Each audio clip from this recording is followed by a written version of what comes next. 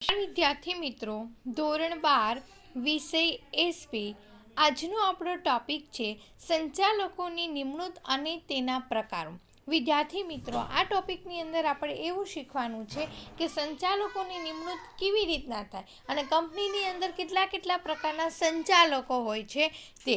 તો જોઈએ સંચાલકોની નિમણૂક. એની અંદર કંપની ધારા અનુસાર કોઈપણ કંપનીનું સંચાલન સંયુક્ત સ્વરૂપે એટલે કે સંચાલક મંડળ દ્વારા કરવામાં આવે છે. માટે દરેક કંપનીએ સંચાલકોની નિમણૂક કરવી ફરજિયાત છે. કંપનીમાં સંચાલક તરીકે ભાગીદારી પેઢી, ટ્રસ્ટ, કોઈપણ કંપની વ્યક્તિઓનું મંડળની નિમણૂક સંચાલક તરીકે કરી શકાય નહીં. સંચાલક મંડળ એટલે ભાગીદારી પેઢી, કોઈ ટ્રસ્ટ કે કોઈ એવું કોઈ સંચાલક મંડળની આપણે નિમણૂક નથી કરી શકતા. તો સંચાલક તરીકે માત્ર જીવંત વ્યક્તિની જ નિમણૂક કરી શકાય છે. એટલે કે સંચાલક તરીકે માત્ર જીવંત વ્યક્તિ જ હોવી જોઈએ. કંપની ધારા 2013 અનુસાર સંચાલકોની નિમણૂક અંગેની જોગવાઈઓ નીચે મુજબ છે કે કંપનીના સંચાલકોની નિમણૂક કરવાની છે તો કેવી રીતના કરી શકાય, તો એની નિમણૂકની આપણે અહીંયા માહિતી આપેલી છે. જોઈએ, એની અંદર કીધું છે પહેલું, પ્રથમ સંચાલકની નિમણૂક. જો એની અંદર શું કીધું તે, જ્યારે પ્રથમ ડિરેક્ટરની નિમણૂક માટે કંપનીના નિયમનપત્રમાં જોગવાઈ કરેલી ન હોય તો કંપનીના આવેદનપત્રમાં સહી કરનાર વ્યક્તિને કંપનીના યોગ્ય રીતે નિમાયેલ ડિરેક્ટર તરીકે ગણવામાં આવે છે. નિયમનપત્રમાં કોઈ જાતની જોગવાઈ કરવામાં નથી આવી તો કંપનીના પ્રથમ સંચાલક બનાવવા કોને? તો એના માટે આપણે સ્પેસિફાય કરેલું છે કે જો નિયમનપત્રની અંદર કોઈ જોગવાઈ નથી આપી તો આવેદનપત્રમાં જે વ્યક્તિ સહી કરી હશે ને એ વ્યક્તિ તમારી કંપનીનો પ્રથમ સંચાલક બની શકે. આગળ, એકલ વ્યક્તિની કંપનીમાં કંપની ધારાની જોગવાઈ અનુસાર સભ્ય દ્વારા ડિરેક્ટર અથવા ડિરેક્ટરની નિમણૂક કરવામાં ન આવે ત્યાં સુધી એક માણસની કંપનીનો વ્યક્તિ સભ્ય તેનો પ્રથમ સંચાલક ગણવામાં આવે છે. એકલ વ્યક્તિની અંદર હું એકલી છું તો મારી કંપનીની અંદર જ્યાં સુધી કોઈ સંચાલકની નિમણૂક નથી થઈ ત્યાં સુધી હું સંચાલક તરીકે કાર્ય કરીશ. ક્લિયર? આગળ, જ્યારે કંપની દ્વારા અન્ય સંચાલકોની નિમણૂક યોગ્ય રીતે થાય ત્યારે તેઓ પ્રથમ સંચાલક તરીકે મટી જાય છે. મટી જવાનો મતલબ થાય છે કે પ્રથમ સંચાલક તરીકે પછી તેનો શું થાય છે? નાશ થઈ જાય છે. ફોર એક્ઝામ્પલ તરીકે કોઈ સંચાલક નથી તો ત્યાં સુધી હું સંચાલક તરીકે ફરજ બજાવું છું. પછી સંચાલકની નિમણૂક થઈ જાય એટલે મારો પછી સંચાલક તરીકેના હોદ્દાનો અંત આવી જશે. ક્લિયર? ત્યાર પછી કીધું છે પ્રથમ સંચાલકો બાદ સંચાલકોની નિમણૂક. જ્યાં સુધી આપણે સંચાલકો નથી મળતા ત્યાં સુધી આપણે પ્રથમ સંચાલક તરીકે કાર્યવાહી કરીએ છીએ. પરંતુ પ્રથમ સંચાલક પછી સંચાલકોની નિમણૂક કરવી છે તો કેવી રીતના થાય એના વિશે માહિતી આપી છે. જોઈએ, કંપનીના પ્રથમ સંચાલકોની મુદ્દત કંપનીની પ્રથમ સામાન્ય સભાના દિવસે જ પૂરી થઈ જાય છે. જે દિવસે મારા કંપનીના સંચાલકોની નિમણૂક થશે એ જ દિવસે કંપનીના પ્રથમ સંચાલકોની શું થશે? જે નિમણૂક કરી છે એની મુદ્દતી પૂરી થઈ જશે. કંપની તરફથી દરેક સંચાલકની નિમણૂક સામાન્ય સભામાં કરવામાં આવે છે જે દર વર્ષે આ પ્રમાણે કરવામાં આવે છે. જે વાર્ષિક સામાન્ય સભામાં કોઈ સંચાલક નિવૃત્ત થઈ રહેલ હોય તેની ખાલી જગ્યા ઉપર કંપની નિવૃત્ત થયેલ સંચાલકને નિમી શકે છે. દર વર્ષે સામાન્ય સભાની અંદર સંચાલકની નિમણૂકની મિટિંગ થાય જ છે. એમાં કેવું હોય કંપનીની અંદર કે ભાઈ દર વર્ષે નિવૃત્ત થતા જ હોય સભ્યો, એટલે જે નિવૃત્ત થાય છે એની જગ્યા ખાલી પડશે, એની જગ્યાએ નવા સંચાલકની નિમણૂક કરવાની. આગળ, સામાન્ય સભામાં અથવા અન્ય રીતે કંપની તરફથી ડિરેક્ટર તરીકેની નિમણૂક માટે સૂચિત કરવામાં આવેલ વ્યક્તિઓએ પોતાનો સંચાલક ઓળખ ક્રમાંક રજૂ કરવો પડે છે. જે લોકો કંપનીની અંદર સંચાલક બનશે અને સૌપ્રથમ કેન્દ્ર સરકાર દ્વારા જે ઓળખ ક્રમાંક આપેલો છે ઓળખ ક્રમાંક રજૂ કરવો પડશે અને તે વ્યક્તિ ડિરેક્ટર બનવા માટે કોઈ ગેરલાયકાત ધરાવતો નથી તેવું જાહેર કરવું પડે છે. એટલે કે ટોટલી એની અંદર લાયકાત છે જ સંચાલક બનવાની, કોઈ ગેરલાયકાત ધરાવતો નથી એવું પણ જાહેર કરવું પડશે. ડિરેક્ટર તરીકે નિમણૂક કરાયેલ વ્યક્તિ 30 દિવસમાં હોદ્દો ધારણ કરવા માટે સંમત છે તેવી સંમતિ આપવી પડે છે. જેવો સંચાલક તરીકે કામગીરી એનો હોદ્દો આપી દીધો, ઓળખ ક્રમાંક આપી દીધો, એટલે કંપનીની અંદર એને 30 દિવસની અંદર હાજર થવાનું. તમને સમય આપ્યો કે 30 દિવસની અંદર તમારે તમારો હોદ્દો ધારણ કરવા માટે સહમત છે એવું તમારે જાહેર કરવાનું. ત્યાર પછી કીધું જે કંપની રજિસ્ટ્રાર સમક્ષ રજૂ કરવી પડે છે. સંચાલકોની નિમણૂક સંબંધી જોગવાઈઓ નિયમન પત્રમાં દર્શાવવામાં આવે છે. જો કંપનીના નિયમન પત્રમાં દરેક સામાન્ય સભા વખતે તમામ ડિરેક્ટરની નિમણૂકની જોગવાઈ કરવામાં આવેલી હોય તો બધા જ ડિરેક્ટર નિવૃત્ત થશે, પરંતુ સામાન્ય રીતે આવી જોગવાઈ કંપની નિયમન પત્રમાં હોતી નથી. જો નિયમન પત્રની અંદર જોગવાઈ હોય તો બધા સંચાલક નિવૃત્ત થાય, પણ 99% જેટલા નિયમન પત્રની અંદર આવી જોગવાઈ જોવા મળતી નથી. તેવા સંજોગોમાં જાહેર કંપનીના ડિરેક્ટરના કુલ સંખ્યાના ઓછામાં ઓછા 2/3 ડિરેક્ટર ક્રમ પ્રમાણે નિવૃત્ત થવા પાત્ર છે. જાહેર કંપનીની વાત કરી, કુલ ડિરેક્ટર એની અંદર 2/3 જેટલા દર વર્ષે ક્રમ પ્રમાણે નિવૃત્ત થતા જોવા મળે છે. આવા 2/3 ભાગના સંચાલકો પૈકી દર વર્ષે સૌથી સિનિયર એવા 1/3, 2/3માંથી સૌથી સિનિયર જે મોટી ઉંમર થઈ ગઈ એવા 1/3 ભાગના સંચાલકો ક્રમશઃ નિવૃત્ત થાય છે. પરિણામે 3 વર્ષના સમયગાળા દરમિયાન નિવૃત્ત થતા 2/3 ભાગના બધા સંચાલકો બદલાઈ જાય છે. કારણ કે 2/3 એમાંથી 1/3 એટલે 3 વર્ષના સમયગાળામાં બધા સંચાલકો વારાફરતી બદલાતા જોવા મળે છે. નિવૃત્ત થઈ રહેલા ડિરેક્ટરની ખાલી જગ્યા ઉપર કંપનીના નિવૃત્ત થઈ રહેલા ડિરેક્ટર ફરીથી નિમીને ભરી શકાય છે. ટૂંકમાં એવું કીધું, જ્યાં સંચાલકની જગ્યા ખાલી પડે ત્યાં તમે નવા સંચાલકની નિમણૂક કરી શકો છો. તો પ્રથમ સંચાલક બાદ બીજા સંચાલકની નિમણૂક આવી રીતના કરવામાં આવશે. ચલો, ત્યાર પછી આગળનો ટોપિક છે સંચાલકોના પ્રકારો. જો ટોટલ આપણે ત્યાં સંચાલકોના 7 પ્રકારો છે. પહેલું સ્વતંત્ર ડિરેક્ટર, બીજું મેનેજિંગ ડિરેક્ટર, ત્રીજું નોમિની ડિરેક્ટર, ચોથું વધારાના, પાંચમું વૈકલ્પિક ડિરેક્ટર, છઠ્ઠું ડિરેક્ટરનો સમય પૂરો થતાં અગાઉના ડિરેક્ટરની નિમણૂક, અને ત્યાર પછી 7મું કીધું છે નાના શેર હોલ્ડર દ્વારા ચૂંટાયેલા ડિરેક્ટર. આપણે 7 પ્રકાર વિશે માહિતી લેવાની છે. તો આવો શરૂઆત કરીએ આપણે પહેલા ડિરેક્ટર, જેનું નામ છે સ્વતંત્ર ડિરેક્ટર. જોઈએ શું કીધું છે એની અંદર. કંપની ધારા 2013માં આ નવી જોગવાઈ છે. દરેક કંપનીમાં ઓછામાં ઓછા 1/3 ભાગના સ્વતંત્ર સંચાલકો હશે. સ્વતંત્ર સંચાલકો કેટલા હશે? 1/3 દરેક કંપનીની અંદર હશે. ફિક્સ જ છે કંપની ધારા પ્રમાણે.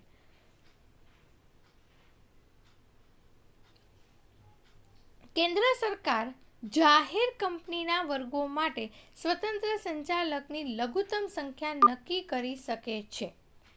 સ્વતંત્ર સંચાલક એટલે એવી વ્યક્તિ કે જે મેનેજિંગ ડિરેક્ટર ન હોય અથવા પૂર્ણ સમયનો ડિરેક્ટર ન હોય કે નોમિની ડિરેક્ટર ન હોય. સ્વતંત્ર સંચાલક એટલે નથી એ મેનેજિંગ ડિરેક્ટર, નથી એ નોમિની ડિરેક્ટર, કે નથી એ પૂર્ણ સમયનો ડિરેક્ટર. એવો ડિરેક્ટર એટલે એને કીધું સ્વતંત્ર ડિરેક્ટર. ચલો, કેન્દ્ર સરકાર દ્વારા નિર્દેશિત કરેલ સંસ્થાઓએ આ પ્રકારની ડેટા બેંક સ્વતંત્ર ડિરેક્ટરની નિમણૂક ડેટા બેંકમાંથી કરવાની હોય છે. ડેટા બેંક એટલે શું વિદ્યાર્થી મિત્રો? કેવી બેંક? તો જે લોકો સંચાલક બનવા માગે છે ને એ લોકોએ પોતાની બધી જ વિગત કંપનીએ નક્કી કરેલી બેંકમાં જમા કરવાની, અને કંપની આ બધા ડોક્યુમેન્ટ જમા કરે ને એ બેંકને કહેવાય ડેટા બેંક. ક્લિયર? આગળ, કેન્દ્ર સરકાર દ્વારા નિર્દેશ કરેલ સંસ્થાઓએ આ પ્રકારની ડેટા બેંક ઊભી કરવી પડે છે, જેમાં સ્વતંત્ર સંચાલક તરીકે કામ કરનારને લાયક ઈચ્છુક વ્યક્તિઓના નામ, સરનામા અને લાયકાતો દર્શાવવાની હોય છે. આવી પસંદગી કરતી વખતે કંપનીએ યોગ્ય ચેતી રાખવી જોઈએ અને તેની નિમણૂક સામાન્ય સભામાં માન્ય કરેલી હોવી જોઈએ. એટલે જે લોકો સંચાલક બનવા માગે છે એને સૌપ્રથમ પોતાની બધી જ વિગતો ડેટા બેંકને આપવાની અને કંપની ડેટા બેંકમાંથી સંચાલકોની નિમણૂક કરશે. ત્યાર પછી કીધું છે સ્વતંત્ર સંચાલકની મુદત સળંગ 5 વર્ષની હોય છે. મુદતની પણ વાત કરી કે સ્વતંત્ર સંચાલક સળંગ 5 વર્ષ સુધી કંપનીની અંદર કામ કરી શકે છે. સ્વતંત્ર સંચાલક પૂર્ણ નિમણૂકને પાત્ર છે. 5 વર્ષ પછી ફરીથી એને નિમણૂક જોતી હોય તો મેળવી શકે, કારણ કે પૂર્ણ નિમણૂકને પાત્ર છે. પરંતુ તે અંગે કંપનીએ ખાસ ઠરાવ પસાર કરવો જોઈએ અને બોર્ડના અહેવાલમાં આવી નિમણૂકની જાહેરાત કરવી જોઈએ. તેમાં પસંદ કરાયેલી વ્યક્તિને સ્વતંત્ર સંચાલક તરીકે નીમવાના કારણો નિર્દેશ થવો જોઈએ. પરંતુ કોઈપણ સ્વતંત્ર સંચાલક વધુમાં વધુ સળંગ 2 મુદત એટલે કે 10 વર્ષથી વધારે હોદ્દો ધારણ કર્યાના 3 વર્ષ પૂરા થયા બાદ ફરીથી નિમણૂકને પાત્ર છે. જોજો, આ લાઈન થોડીક અટપટી છે, સમજાવું છું. કોઈપણ સ્વતંત્ર સંચાલક વધુમાં વધુ સળંગ 2 મુદત, 2 મુદત એટલે 10 વર્ષ. ટોટલ તમારે સ્વતંત્ર સંચાલકની મુદત લિમિટ કેટલી છે? 5 વર્ષ સુધી તમે કામ કરી શકો. કન્ટિન્યુ તમે પાછું પૂર્ણ નિમણૂક લીધી એટલે પાછા 5 વર્ષ તમને મળે છે કામ કરવા માટે, એટલે 5 ને 5 10 વર્ષ થયા. ઓકે, એટલે એ તમારી 2 મુદત થઈ. 1 મુદત હતી તમારી 5 વર્ષની, એ તમે પૂરી કરો છો, ફરીથી નિમણૂક થાય છે, ફરીથી 5 વર્ષનું જોઈન કરો છો અને ફરીથી તમારે શું થાય છે? તમે કામ કરો છો, એટલે ટોટલ તમારા 10 વર્ષ થયા. ઓકે, વધુમાં વધુ સળંગ 2 મુદતથી વધારે હોદ્દો ધારણ કર્યાના 3 વર્ષ પૂરા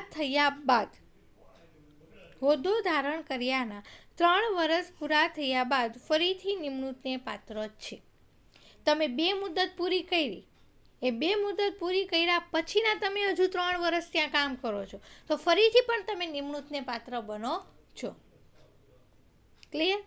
આગળ, આ 3 વર્ષ દરમિયાન સ્વતંત્ર ડિરેક્ટરને કંપનીમાં કોઈ પણ હેસિયતથી સીધી કે આડતરીક રીતે જોડી શકાય નહીં કે નિમણૂક આપી શકાય નહીં. સ્વતંત્ર સંચાલકની નિમણૂક વખતે નીચેની બાબતો ધ્યાનમાં રાખવી જરૂરી છે. હવે સ્વતંત્ર સંચાલક તરીકે આપણે કોઈ વ્યક્તિની નિમણૂક કરીએ છીએ તો એના માટે આપણે કેટલી બાબતને ધ્યાનમાં રાખવાની છે?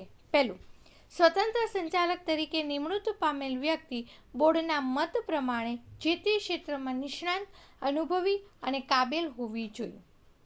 દરેક પ્રકારના ક્ષેત્રની અંદર એ નિષ્ણાંત પણ હોવી જોઈએ, કાબેલ પણ હોવી જોઈએ અને એને એ વાતનો અનુભવ પણ હોવો જોઈએ. ત્યાર પછી બીજું, આવી વ્યક્તિ કંપની કે ગૌણ કંપની કે સહાયક કંપનીના સ્થાપક હોવા જોઈએ નહીં. કોઈ પણ કંપનીના સ્થાપક હોવા જોઈએ નહીં. ત્યાર પછી આવી વ્યક્તિ કંપનીના કોઈ સ્થાપક કે સંચાલકના સગા હોવા જોઈએ નહીં. કોઈ વ્યક્તિએ સ્થાપનાની અંદર ભાગ લીધેલો છે તો એના કોઈ રિલેટિવ હોવા જોઈએ નહીં. ત્યાર પછી આવી વ્યક્તિના કંપની સાથે, ગૌણ કંપની સાથે કે સહાયક કંપની સાથે, તેના ડિરેક્ટર, પ્રમોટર સાથે કોઈ આર્થિક કે નાણાકીય વ્યવહારો અગાઉના 2 વર્ષ દરમિયાન હોવા જોઈએ નહીં. ટૂંકમાં કોઈ જાતની નાણાકીય લેવડ દેવડ બાકી હોવી જોઈએ નહીં, એ બી 2 વર્ષ સુધીની. ત્યાર પછી કંપનીના મુખ્ય સંચાલક કે પદાધિકારી સાથે નિમણૂકના આગલા 3 વર્ષમાં કોઈપણ પ્રકારનો સંબંધ હોવો જોઈએ નહીં. કી મેનેજરિયલ પર્સન એટલે સેક્રેટરી સાથે કોઈપણ જાતનો એને 3 વર્ષ સુધીમાં કોઈપણ જાતનો એટલે કે અગાઉના 3 વર્ષ, આગલા 3 વર્ષ સેક્રેટરી સાથે કોઈ સંબંધ હોવો જોઈએ નહીં. આવા વ્યક્તિને તમે સ્વતંત્ર સંચાલક તરીકે નિમી શકો. ત્યાર પછી આગળનો પ્રકાર આવે છે મેનેજિંગ ડિરેક્ટર. જો એની અંદર શું કીધું? મેનેજિંગ ડિરેક્ટરને કાર્યકારી સંચાલક તરીકે પણ ઓળખવામાં આવે છે. મેનેજિંગ ડિરેક્ટરનું બીજું નામ છે કાર્યકારી સંચાલક, યાદ રાખજો. ત્યાર પછી આગળ જોઈએ, વર્તમાન સમયમાં વાણિજ્ય વ્યવસ્થાપનનું વિશાળ ઉત્કૃષ્ટ ઉદાહરણ એટલે કંપની સ્વરૂપ. વેપાર ધંધાનું સૌથી મહત્વનું ઉદાહરણ જો હોય તો એ છે કંપની. જેનું સંચાલન કુશળતા, નીતિમત્તા અને ધંધાદારી કુને માગી લે છે. સંચાલન કુશળતાપૂર્વક હોવું જોઈએ, નીતિમત્તા એટલે નીતિ નિયમો પ્રમાણે, અને ધંધાદારી કુને એટલે કે ધંધાની તમામ પ્રકારની આવડત માગી લે એવું છે. જેનું સંચાલન સંચાલક મંડળ દ્વારા કરવામાં આવે છે. કંપનીના સંચાલક મંડળના સભ્યો જુદા જુદા શહેરોમાં વિખરાયેલા હોવાથી કંપનીનો રોજબરોજનો વહીવટ સંભાળી શકે નહીં. કારણ કે એવું ફિક્સ નથી કે ભાઈ કંપની આ એરિયાની અંદર છે તો સંચાલક આજુબાજુના એરિયાના જ હશે. સંચાલકો આઉટ ઓફ સિટીના હોય, આઉટ ઓફ કન્ટ્રીના પણ હોઈ શકે છે, આઉટ ઓફ સ્ટેટના પણ હોઈ શકે છે. સંચાલકો જુદા જુદા વિસ્તારમાંથી આવેલા છે. એટલે બની શકે કે ભાઈ કંપનીનો રોજનો રોજ વહીવટ આપણે થઈ શકે નહીં. તો શું કરવું જોઈએ આગળ? રોજબરોજનો વહીવટ સંભાળવા માટે મેનેજિંગ ડિરેક્ટર કે પૂર્ણ સમયના ડિરેક્ટરની કે મેનેજરની નિમણૂક કરવામાં આવે છે. કે રોજે રોજનો વહીવટ સંભાળી શકે એટલા માટે મેનેજિંગ ડિરેક્ટર, પૂર્ણ સમયના ડિરેક્ટર કે મેનેજરની નિમણૂક કરવામાં આવશે. જેનું કાર્ય કંપનીમાં રોજબરોજનો વહીવટ કરવો અને સંચાલક મંડળે લીધેલા નીતિ વિષયક નિર્ણયોનો અમલ કરવાનો હોય છે. કે રોજે રોજ જે વહીવટ થાય છે બરોબર થાય છે કે નહીં એ જોવાનું હોય છે. ત્યાર પછી કીધું છે નીતિ વિષયક નિર્ણય. સંચાલક મંડળે જે નિર્ણયો લીધેલા છે એ નિર્ણયોને અમલમાં લાવવાના હોય છે. મેનેજિંગ ડિરેક્ટરની નિમણૂક સંચાલક મંડળ દ્વારા કરવામાં આવશે. મેનેજિંગ ડિરેક્ટરની નિમણૂક કોણ કરશે?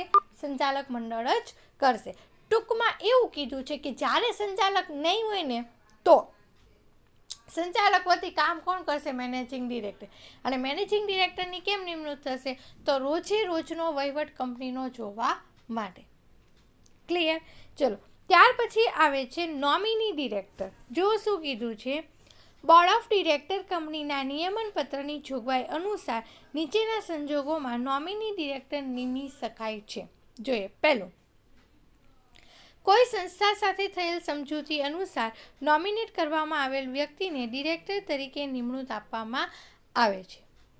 કોઈ કંપની સાથે આપણે સમજૂતી થઈ હોય કે ભાઈ આ વ્યક્તિ ભલે નોમિનેટ છે પણ આપણે એને ડિરેક્ટર તરીકે લેશું તો તમારે એની નિમણૂક કરવાની.